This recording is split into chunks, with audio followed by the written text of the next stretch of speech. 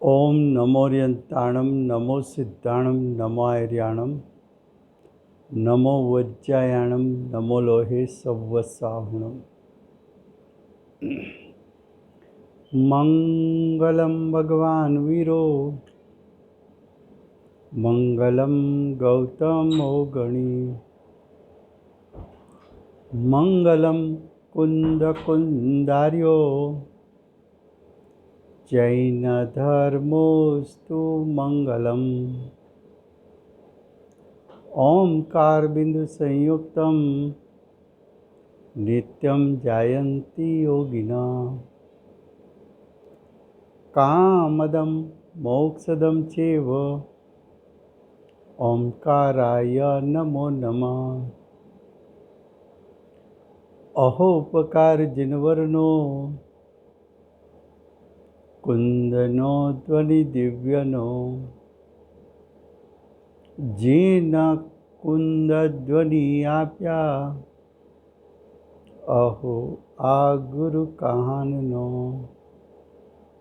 तुझ ज्ञान ध्यान नो रंग अमया दर्श रहो हो शिव पद तक तुझ संग माता हाथ ग्रह।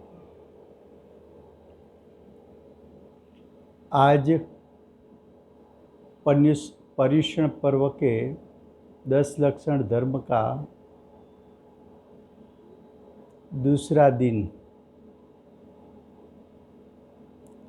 दूसरे दिन को उत्तम मार्दव धर्म कहने में आता है। छठे सातवें गुणस्थान पर झूलने वाले मुनिराज अपनी दशा में अभिमान पना छोड़ा है, निरभिमान हुए हैं, मान कसाई का त्याग किया और सरलता कोमलता प्रकट की। यहाँ जो सरलता की बात है वो आत्मिक सरलता की बात है, आध्यात्मिक सरलता की बात है।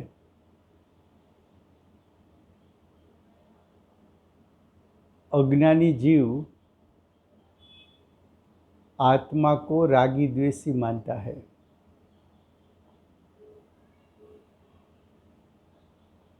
ज्ञानी आत्मा को स्वभाव से शुद्ध मानता है। आत्मा का जैसा स्वरूप है, आत्मा का जैसा शुद्ध स्वरूप है, उसको सरलता से स्वीकार करना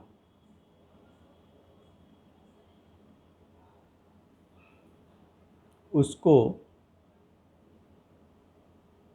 उत्तम मार्दव धर्म कहने में आता है। अज्ञानी जाति अपेक्षा से उत्तम मानता है, कुल की अपेक्षा से उत्तम मानता है,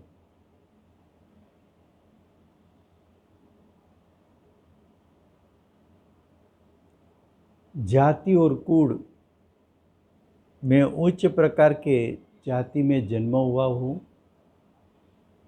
और मेरा जन्म उच्च कुल में हुआ है।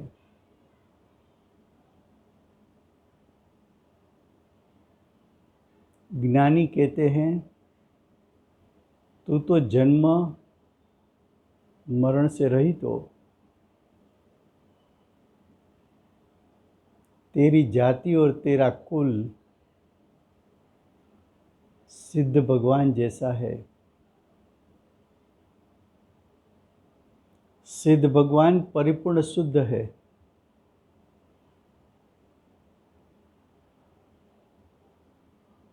तू भी ऐसा स्वभाव से परिपूर्ण शुद्ध हो। तू सिद्ध हो सकता है। जाति और कुल का अभिमान छोड़ के तेरे आत्मा के शुद्ध स्वभाव में अहम पना कर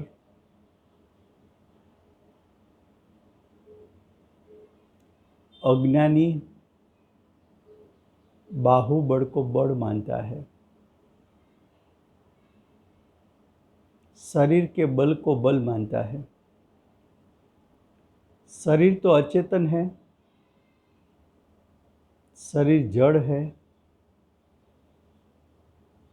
शरीर तेरी चीज नहीं। तेरे में एक अनंत शक्ति में से एक वीर्य नाम की शक्ति है। उसका कार्य तेरा आत्म स्वभाव परिपूर्ण शुद्ध है। जो आत्म स्वभाव परिपूर्ण शुद्ध है, उसकी शुद्धता वर्तमान पर्याय में प्रकट करना, शुद्ध परिपूर्ण शुद्ध परिणाम की रचना करना, उसको आत्मा का बल, आत्मा की वीर्य शक्ति कहने में आता है। बाहुबल का अभिमान छोड़, मैं गौरववंत वीर्य शक्ति से भरपूर, मेरी वीर्य शक्ति से, मेरी पुरुषार्थ शक्ति से मेरा परिपूर्ण स्वरूप जो स्वभाव रूप है, उसको वर्तमान पर्याय में प्रकट करके शुद्धता की रचना करूं, वो मेरा कार्य है।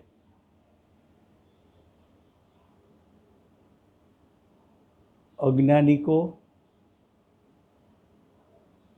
बाहर के ज्ञान का क्षोभसम का अभिमान है।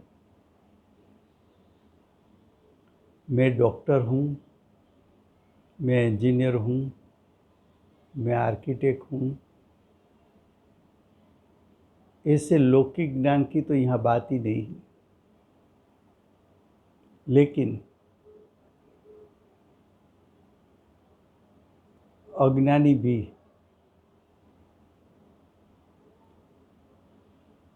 अंग पूर्वक का ज्ञान करे, फिर भी सम्यक दर्शन ज्ञान चारित्र की प्रकटता न करे।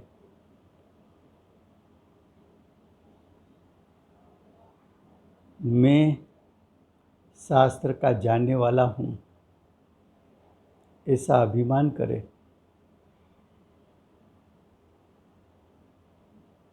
यहाँ कहते हैं ऐसा अभिमान छोड़कर तेरी दशा में भावशुद्ध ज्ञान प्रकट करके स्व और पर के बीच में भेदरूप ज्ञान करके स्व जैसा है ऐसा स्व को जान, पर का जैसा स्वरूप है ऐसा पर के स्वरूप को जान। स्वपर का यथार्थ ज्ञान करने वाला भावश्रुत ज्ञान या तो परिपूर्ण क्षाई के ज्ञान प्रकट कर, तेरे में ऐसा शक्ति रूप सामर्थ्य है। पर चीज के अभिमान,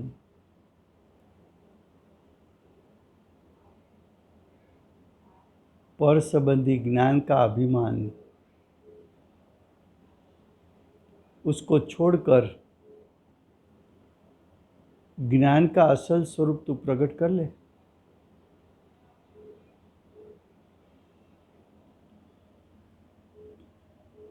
तो ऐसे भिन्न भिन्न प्रकार के अभिमान का त्याग करके सम्यक दर्शन ज्ञान चारित्र प्रकट करके आत्मा की स्वाभाविक सरलता और कोमलता को प्रकट करना। ऐसी सरलता, ऐसी कोमलता छठे सातवें गुणस्थान पर झूलने वाले मुनिराज ने प्रकट की है। ये सरलता सम्यक दर्शन ज्ञान चारित्र के साथ है। उसको मुनिराज की भूमिका में उत्तम मार्दव धर्म यानी निरभिमानता कहने में आता है। अब आज का हमारा दूसरा विषय है आत्मा में अनंत शक्ति है।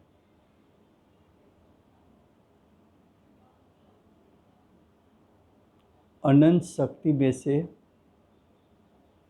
प्रयोजनभूत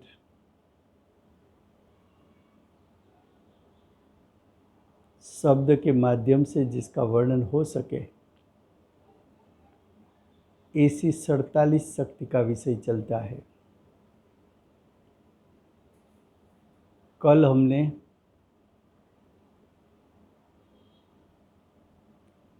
कुंदकुंदाचार्य देव का परिचय करवाया।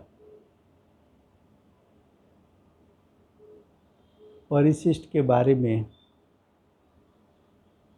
संक्षिप्त अर्थ किया और लास्ट में हमने बताया था कि समयसार शास्त्र उसका हार्द क्या है,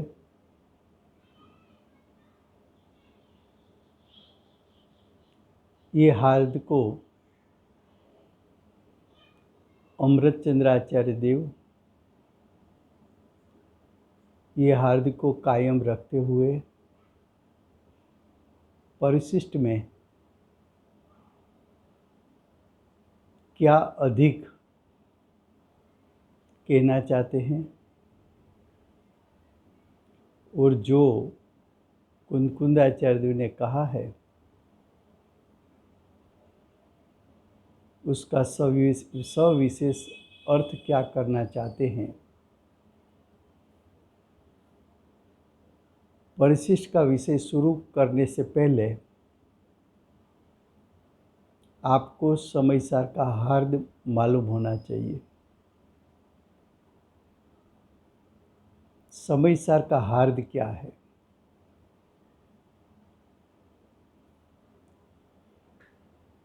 समयसार की ग्रंथ रचना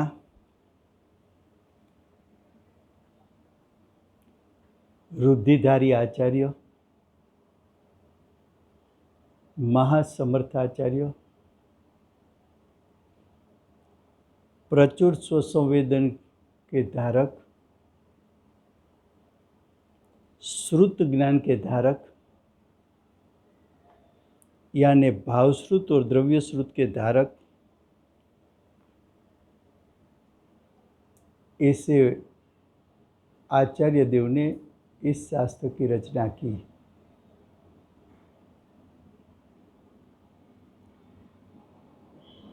आचार्य भगवान शास्त्र की रचना किस प्रकार से करते हैं,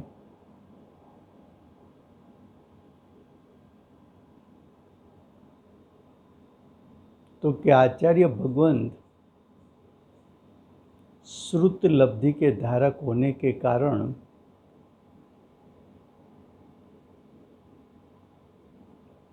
इतना बड़ा आगम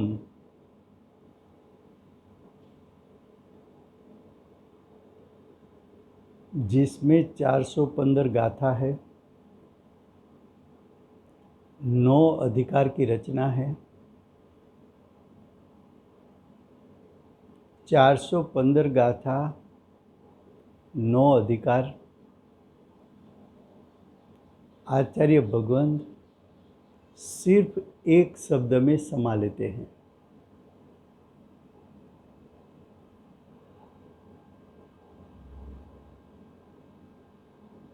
तो श्रुत लब्धि से संक्षिप्त से कहना चाहे तो एक शब्द में पूरा शास्त्र समा जाए, और वही आचार्य श्रुत लब्धि के कारण विस्तार करना चाहे तो 9 अधिकार और 415 गाथा बना सकते हैं। उस पर से आप आचार्य भगवंत की लेखन शैली, उसको द्रव्य श्रुत के माध्यम से वस्तु के स्वरूप को प्ररूपित करने की अजब गजब की शक्ति मालूम हो जाती है।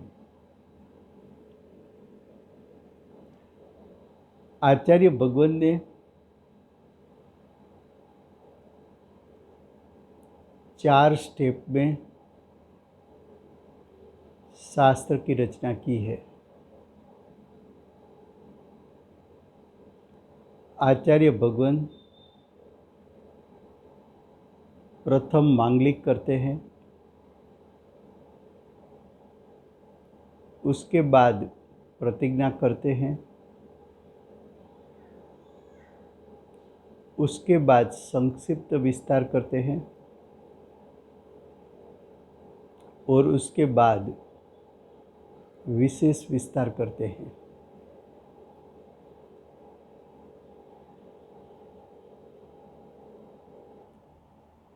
आचार्य भगवंत ने प्रथम गाथा में मांगलिक किया, साथ साथ प्रतिज्ञा भी की।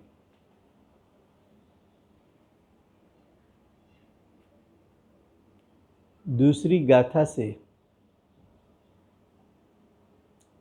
आचार्य भगवंत ने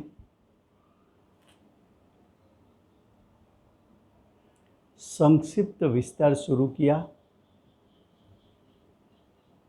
12 गाथा तक पीठिका की गाथा यानी भूमिका की गाथा बताई।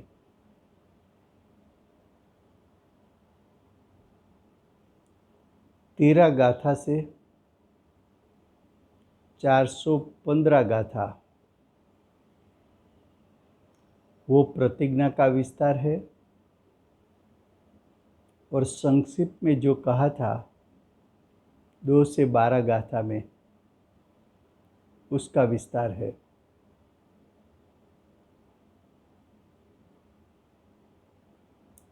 आचार्य भगवंत ने मांगलिक क्यों किया?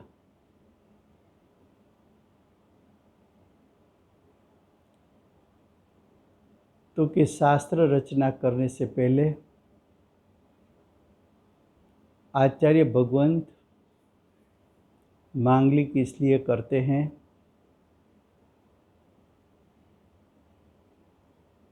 कि निर्विघ्न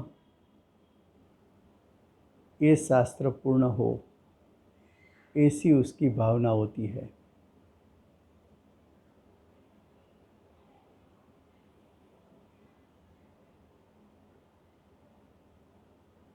दूसरी भावना ऐसी होती है कि शास्त्र रचना करते समय हमारा पुरुषार्थ इतना वेगवंत हो जाए कि हम निर्विकल्प दशा में शादी अनंत काल के लिए जमकर मोक्ष की प्राप्ति कर लूं।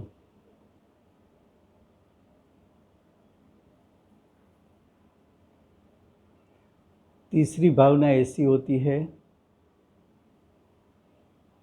कि ये शास्त्र का जो जीव अभ्यास करे उसको भी मोक्ष मार्ग और उसका फल मोक्ष की प्राप्ति हो।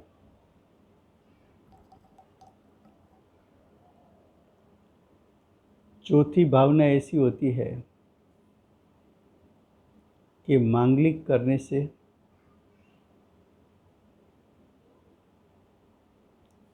परिणाम में उपशांत आती है, कसाई शांत हो जाते हैं। जिसके कसाई शांत हुआ हो वही वितराग शास्त्र की रचना कर सकते हैं। आचार्य भगवान ने मांगलिक में सिद्ध भगवान को वंदन किया।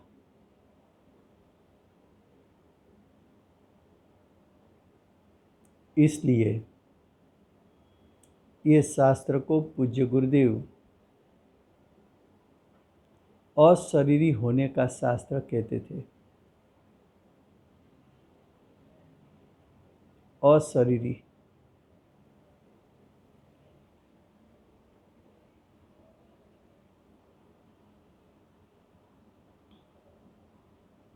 अशरीरी सिद्ध परमात्मा होते हैं।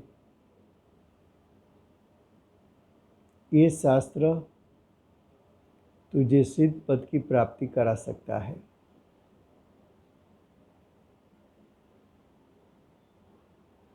उसके साथ आचार्य भगवान ने ऐसा कहा, मांगलिक करने के बाद प्रतिज्ञा की। प्रतिज्ञा का अर्थ होता है इस शास्त्र की थीम क्या है,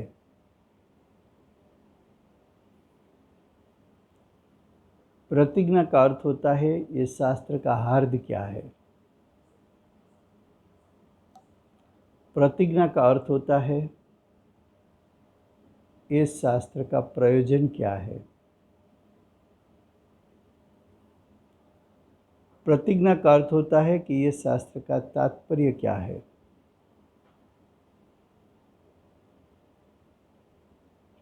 प्रतिज्ञा समझ में आती है तो पूरा शास्त्र समझ में आता है। प्रतिज्ञा समझ में नहीं आती है तो शास्त्र भी समझ में नहीं आएगा। बहुत से कम जीवों को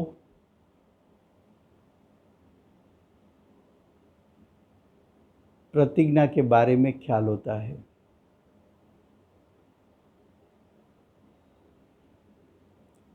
आचार्य भगवान ने प्रथम गाथा में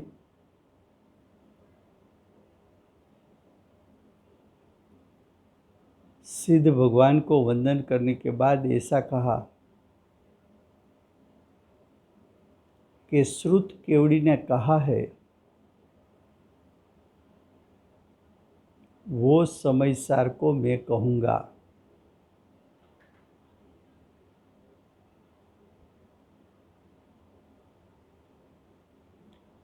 आचार्य भगवान चारण रुद्धि के माध्यम से भरत क्षेत्र से महाविद्य क्षेत्र पधारे थे। वहाँ साक्षात सिमंदर भगवान की भी वाणी सुनी थी और केवली और श्रुत केवली की भी वाणी सुनी थी, उसका भी परिचय किया था।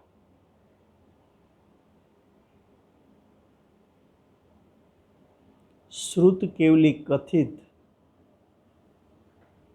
ये शब्द से मालूम पड़ता है कि आचार्य भगवान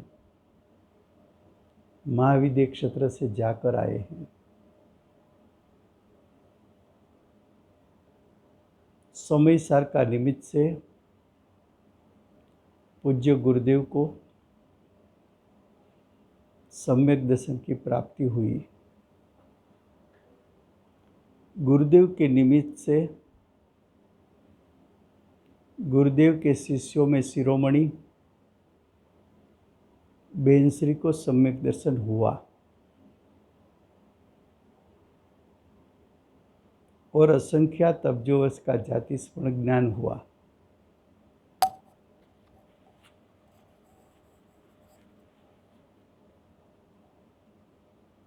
गुरुदेव ने बेनश्री की स्वानुभूति के बारे में और जाति स्मरण के बारे में अनेक बार प्रमोदित होकर उल्लासपूर्वक ये बातों को जाहिर सभा में कहा है। बेनश्री ने जो बात जाति स्मरण में आई वो गुरुदेव को लिख कर दी। उसमें बेनश्री ने कहा कि महाविद्य क्षेत्र में केवली और शुद्ध केवली के झुंड थे।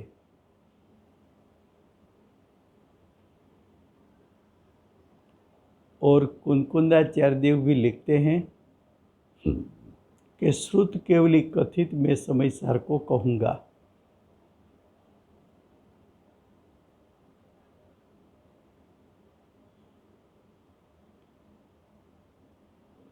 तो ये शास्त्र के लिए समयसार कहने की प्रतिज्ञा है। समयसार सिर्फ एक शब्द है। एक शब्द में से न्याय युक्ति पूर्वक आचार्य भगवंत 9 अधिकार 415 गाथा को खोलेंगे।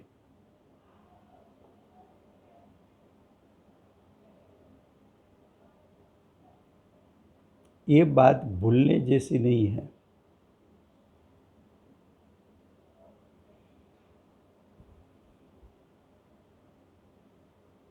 ऐसा महान ग्रंथ को हम सरल भाषा से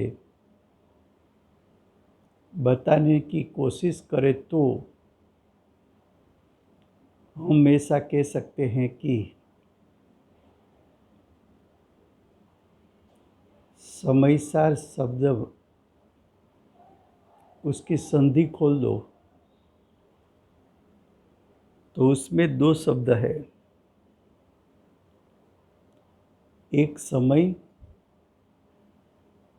दूसरा सार। पूरे शास्त्र के लिए समय का एक अर्थ है 6 द्रव्य।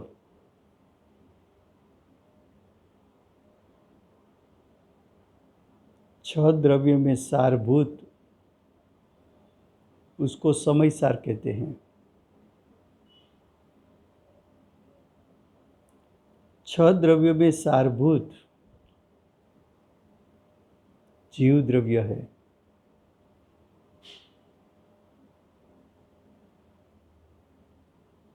उसका ये अर्थ है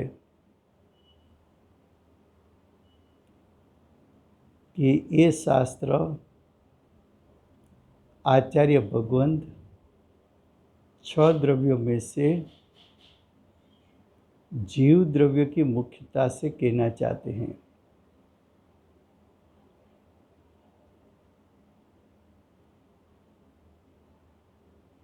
तो आपको ये शास्त्र का अभ्यास करना है तो जीव द्रव्य को मुख्य रख के तेरे स्वयं जीव को मुख्य रख के ये शास्त्र पढ़ना है।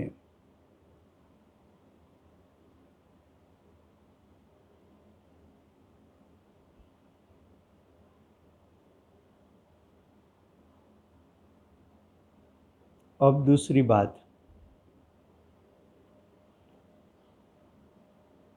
समय के लिए आचार्य भगवंत ने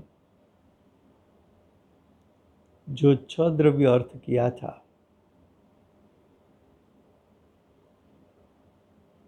तो दूसरा अर्थ किया है समय का अर्थ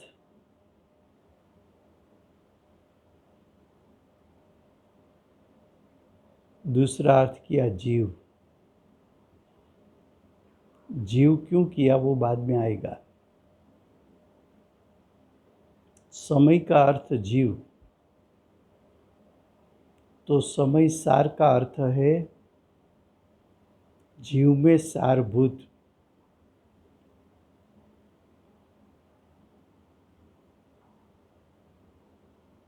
जीव में सारभूत क्या है, तो कि जीव के पास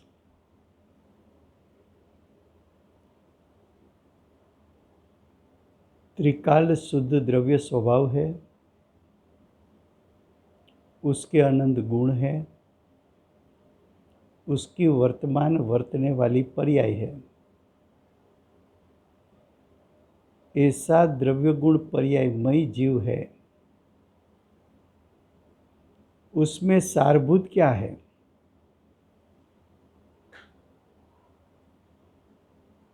तो कि जीव के द्रव्य गुण पर्याय मई जो जीव है उसमें सारभूत जीव का द्रव्य स्वभाव है।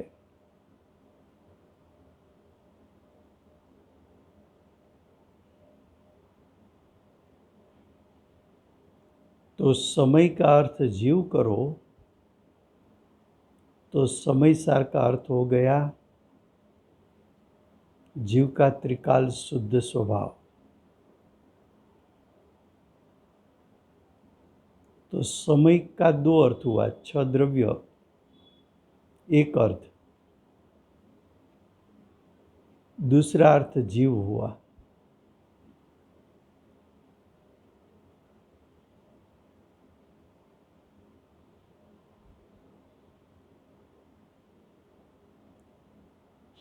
समय सार का दो अर्थ हुआ।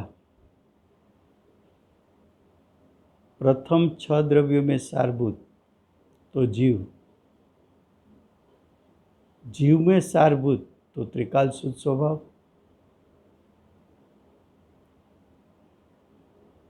उसका अर्थ ये हुआ कि ये पूरा शास्त्र